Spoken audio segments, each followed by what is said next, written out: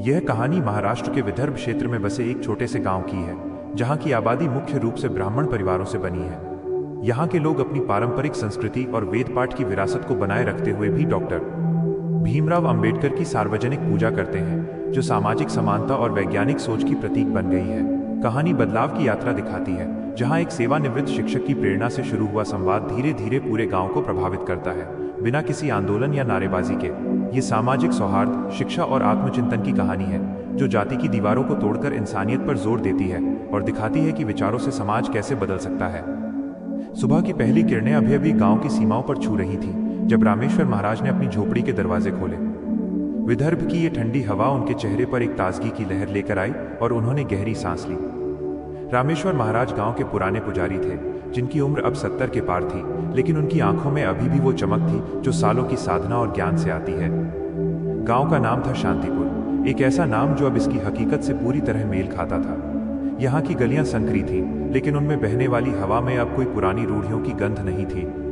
रामेश्वर महाराज ने अपना सफेद धोती कुर्ता पहना, सिर पर गांधी टोपी लगाई, जो उनके लिए अब एक प्रतीक बन चुकी थी, और मंदिर की ओर चल पड़े। मंदिर गांव के बीचों बीच था, एक पुरानी इमारत जो सदियों से खड़ी थी। पहले यहाँ केवल पारंपरिक देवी देवताओं की मूर्तियां हुआ करती थी, लेकिन अब गर्भगृह में एक नई तस्वीर जुड़ चुकी थी। डॉक्टर भीमराव अंबेडकर की वो मुस्कुराती हुई तस्वीर, जिसमें वे सूट बूट में खड़े थे, हाथ में किताब थामे। रामेश्वर महाराज ने धूप बत्ती जलाई, फूलों की माला चढ़ाई और धीमे स्वर में मंत्र पढ़ना शुरू किया। लेकिन मंत्रों के बीच में जय भीम की ध्वनि गूंज उठी। ये कोई नई बात नहीं थी, ये अब रोज की परंपरा बन चुकी थी। आसपास के कुछ ग्रामीण भी जमा हो गए थे। एक बुजुर्ग महिला सरस्वती बाई ने अपने हाथ जोड़े और प्रार्थना की।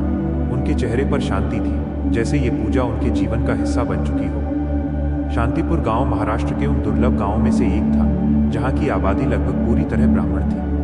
पीढ़ियों से यहाँ वेदों का पाठ होता आया था, संस्कृत की शिक्षा दी जाती थी और धार्मिक कर्मकांडों का पालन किया जाता था। गांव के घरों में पुरानी किताबें भरी पड़ी थी और हर शाम को भजन कीर्तन की आवाजें गूंजती थी। लेकिन करीब 40 साल पहले कुछ ऐसा हुआ जो इस गांव की दिशा बदल गया। वो शुरुआत एक साधारण आदमी से हुई थी, शिवराम गुरुजी, जो गांव के स्कूल में शिक्षक थे। शिवराम गुरुजी सेवानिवृत्त होने के बाद घर पर बैठे बैठे ऊब गए थे। उन्होंने शहर से कुछ किताबें मंगवाईं और उनमें से एक थी डॉक्टर अंबेडकर की एनिहिलेशन ऑफ कास्ट। पहले तो उन्होंने इसे केवल संविधान निर्माता के रूप में पढ़ा, लेकिन जैसे जैसे पन्ने पलटते गए उनकी सोच बदलने लगी। शिवराम गुरुजी ने अपने बेटे विष्णु से कहा, बेटा, हम ब्राह्मण हैं, लेकिन क्या हमने कभी सोचा कि हमारे कर्मकांडों से कितने लोग दूर हो जाते हैं? अंबेडकर जी कहते हैं कि जाति एक दीवार है जो इंसान को इंसान से अलग करती है।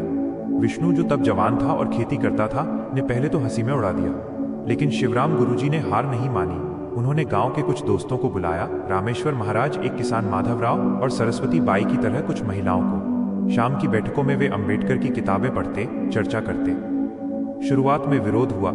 एक बुजुर्ग ने कहा, गुरुजी, ये हमारी परंपरा के खिलाफ है। हम ब्राह्मण हैं, पूजा तो देवताओं की करते हैं, किसी इंसान की थोड़े ही। लेकिन शिवराम गुरुजी ने शांतिपूर्वक जवाब दिया, पूजा विचारों की है, मूर्ति की नहीं। अंबेडकर जी ने हमें समानता सिखाई, जो हमारे वेदों में भी है। धीरे धीरे ये चर्चाएं गांव में फैलने लगी। कोई शोर नहीं, कोई आंदोलन नहीं, सिर्फ संवाद। विष्णु ने अपने खेतों में काम करते हुए सोचा और एक दिन घर पर अंबेडकर की तस्वीर लगाई। पड़ोसियों ने देखा, सवाल किए, लेकिन विष्णु ने कहा, ये मेरी आस्था है, वे मेरे लिए नैतिकता के प्रतीक हैं। गांव के युवा, जैसे कि विष्णु का बेटा अजय, जो अब कॉलेज में पढ़ता था, इन विचारों से प्रभावित हुए। अजय ने अपने दोस्तों से कहा, देखो, अंबेडकर जी ने कहा है कि शिक्षा से ही बदलाव आता है, हम क्यों ना अपने स्कूल में उनके बारे में पढ़ाएं। और ऐसा ही हुआ। गांव के स्कूल में, जहां पहले केवल पारंपरिक कहानियां पढ़ाई जाती थी, अब अंबेडकर के जीवन पर पाठ शामिल हो गए। समय बीतता गया। 40 साल पहले की वो छोटी सी शुरुआत अब पूरे गांव का हिस्सा बन चुकी थी। सार्वजनिक चौक पर अंबेडकर की प्रतिमा लगाई गई। वो प्रतिमा कोई बड़ी नहीं थी, लेकिन उसके नीचे संविधान की एक प्रति रखी जाती थी। हर साल 14 अप्रैल अंबेडकर जयंती पर गांव वाले इकट्ठा होते। कोई राजनीतिक नेता नहीं बुलाया जाता, कोई भाषणबाजी नहीं, बस संविधान की प्रस्तावना पढ़ी जाती, समानता पर बात होती। बच्चे आते, अपने हाथों से बनाए पोस्टर लेकर। एक छोटी सी लड़की, प्रिया, जो सरस्वती बाई की पोती थी, ने एक बार भाषण दिया। अंबेडकर अंकल ने कहा है कि लड़कियां भी पढ़ सकती हैं, सपने देख सकती हैं। मैं डॉक्टर बनूंगी। पूरा गांव तालियां बजाता। और 6 दिसंबर महापरिनिर्वाण दिवस पर गांव में शांति की प्रार्थना होती। रामेश्वर महाराज मंदिर में पूजा करते और लोग जमा होकर अंबेडकर के विचारों पर चर्चा करते।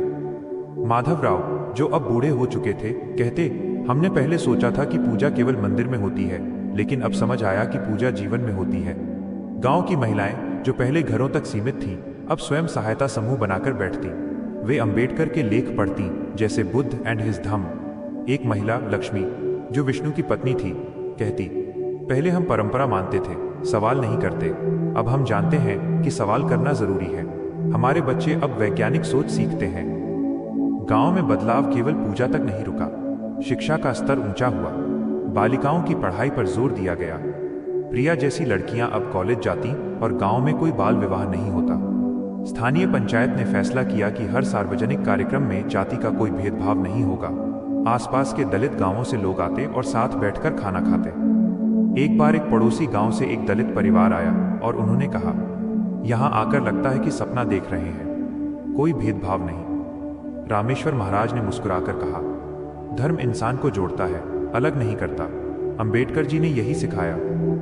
लेकिन यह बदलाव आसान नहीं था। शुरुआती दिनों में परिवारों में बहस हुई।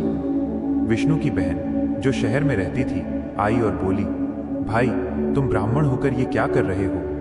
लोग क्या कहेंगे? विष्णु ने जवाब दिया, बहन, लोग कहेंगे तो कहें, हम अपनी अंतरात्मा से ईमानदार हैं। धीरे धीरे परिवार भी मान गए। गांव के पुस्तकालय, जो पहले धूल खा रहा था, अब युवाओं से भरा रहता। अजय और उसके दोस्त वहां बैठकर प्रतियोगी परीक्षाओं की तैयारी करते, संविधान पढ़ते। दीवार पर अंबेडकर का नारा लिखा था, शिक्षित बनो, संगठित रहो, संघर्ष करो, और वे इसे जीते थे। एक दिन गांव में एक बाहरी व्यक्ति आया, एक पत्रकार, नाम था राजेश। वो सुनकर आया था कि यहाँ ब्राह्मण अंबेडकर की पूजा करते हैं। उसने रामेश्वर महाराज से पूछा, महाराज, ये कैसे संभव है? ब्राह्मण और अंबेडकर दो अलग दुनिया। रामेश्वर महाराज ने हंसकर कहा, बेटा, दुनिया अलग नहीं, सोच अलग थी। हमने पढ़ा, समझा और बदला। ये कोई चमत्कार नहीं, संवाद का परिणाम है। राजेश ने पूरे गांव का दौरा किया। उसने देखा कि मंदिर में अंबेडकर की तस्वीर के साथ संविधान रखा है। बच्चे स्कूल में उनके जीवन पर नाटक करते हैं। महिलाएं समूहों में चर्चा करती हैं। उसने माधवराव से बात की, जो खेत में काम कर रहे थे। माधवराव ने कहा, हमारे लिए अंबेडकर पूजा नैतिकता की है। हम भगवान को बदल नहीं रहे, बस इंसानियत जोड़ रहे हैं। राजेश हैरान था। उसने सरस्वती बाई से पूछा, आंटी, आपको कैसा लगता है? सरस्वती बाई ने कहा, बेटा, पहले हम औरतें चुप रहती थीं, अब हम बोलती हैं, सोचती हैं। अंबेडकर जी ने कहा है कि महिलाओं को अधिकार मिलने चाहिए। हमारा गांव अब वैसा है। राजेश ने गांव के स्कूल में जाकर देखा। वहां प्रिया और उसके दोस्त अंबेडकर के जीवन पर एक छोटा सा नाटक कर रहे थे। प्रिया अंबेडकर का रोल कर रही थी और कह रही थी, जाति मत देखो, इंसान देखो।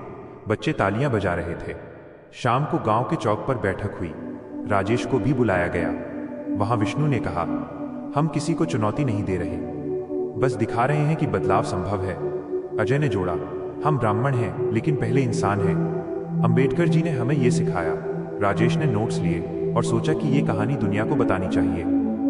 लेकिन गांव वालों ने कहा, यह हमारा जीवन है, प्रचार नहीं। समय और आगे बढ़ा।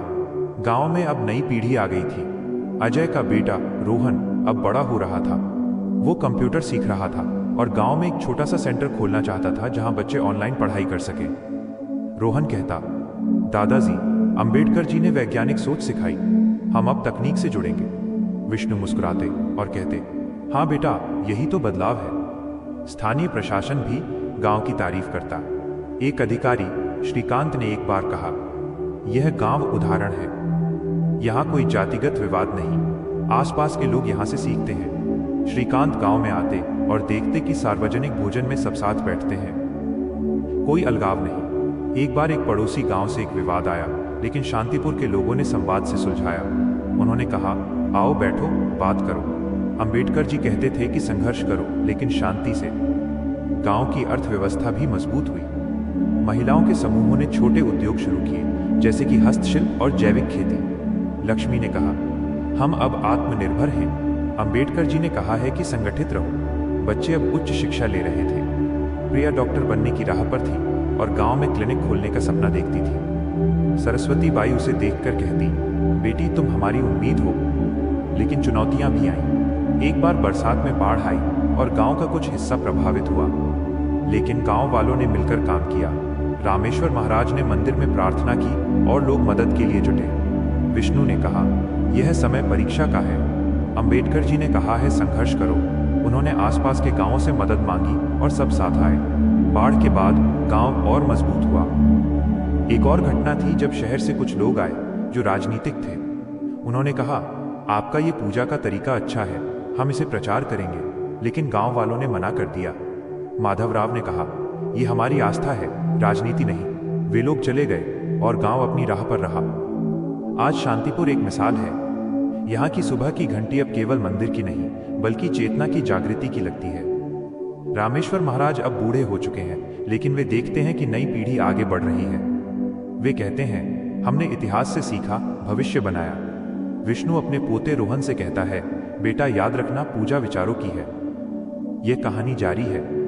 हर दिन गांव में नई चर्चाएं होती हैं, नई शुरुआतें। यहाँ के लोग जानते हैं कि बदलाव एक दिन का नहीं, जीवन भर का है।